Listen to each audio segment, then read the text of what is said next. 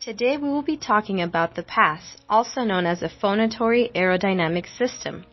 It is commonly used to measure airflow volume, which is the air in the lungs that is available for voice production, airflow rate, which measures the air that passes through the vocal folds during phonation, subglottal air pressure, which is the pressure beneath the vocal folds needed to overcome the resistance of the approximated folds in order to initiate and maintain phonation, phonatory threshold pressure, which measures the effort needed to initiate phonation, and lastly, laryngeal airway resistance, which allows to estimate the overall resistance of the glottis and therefore the valving characteristics.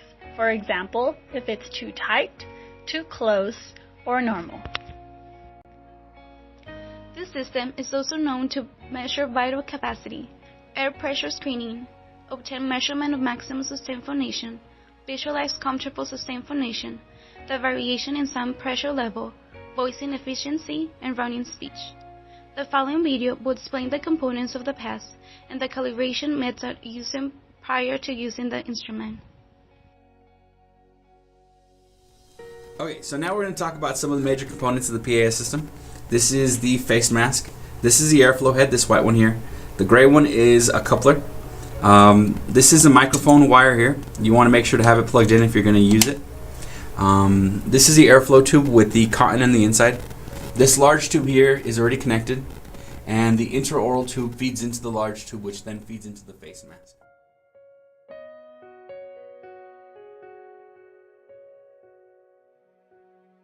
We're going to put the whole system together so that way we can use it. First of all, you want to put this gray coupler into this apparatus so that this one is facing the top. What you want to do now is you want to grab the large tube and the intraoral tube, and what you do is you feed it into the large tube, and you probably want to put this on before you feed it into the coupler, because it just makes it a little bit easier. And then you feed the intraoral tube into the coupler so that it comes out in the face mask when you put the face mask on. And just tighten this little plastic nut right there. And then from there you can attach the face mask to the coupler. As you can see, the intraoral tube is sticking out of the face mask. So when they need to bite down on it so they can measure intraoral pressure, that's there. And the system is ready.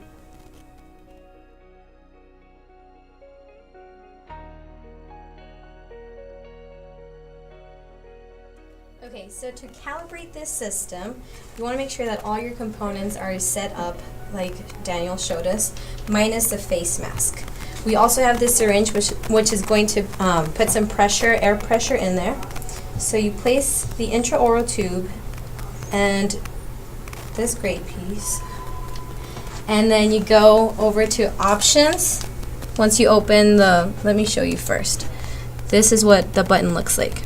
Once this is open, you can go to options, calibrate airflow head, and it's going to bring up the instructions, which tells you 1, attach the calibration syringe to the airflow head. Then 2, place the unit on the table to prevent excessive movement.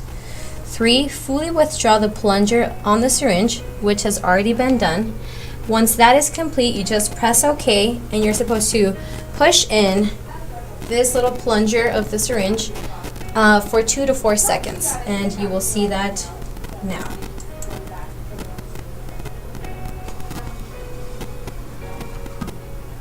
Okay, so it was correctly done. If it hadn't been correctly done, the system will show you. I can show you what it looks like if it's not done correctly. It tells you improper airflow rate detected, and it tells you to try it again.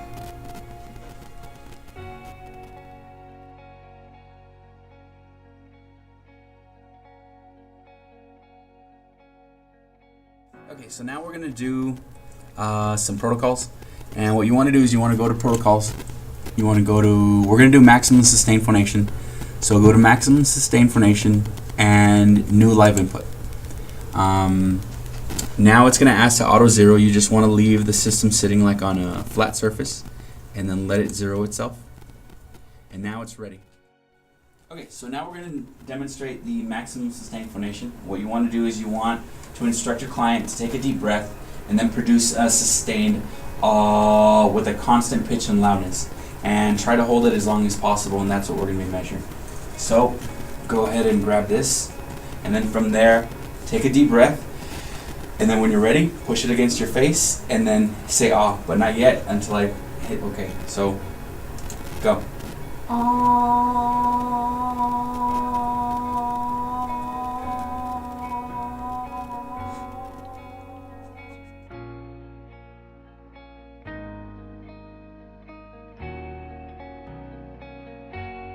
Now that we've captured our data, we need to set our threshold so that we can analyze the information that we want. See this peak right here? We probably don't want that because that looks like a laugh. But we go to range threshold mode, and then we set our threshold from about right here to about here. As you can see, it's highlighted the threshold that we want. We then go to protocols. And we ask the computer to compute and display P.A.S results. From there, it's going to give us all the parameters that we're looking for. And we can also, right here we have normative data. We can set the norms so then that way we can compare. So 18 to 39, and now we have our norms to compare to.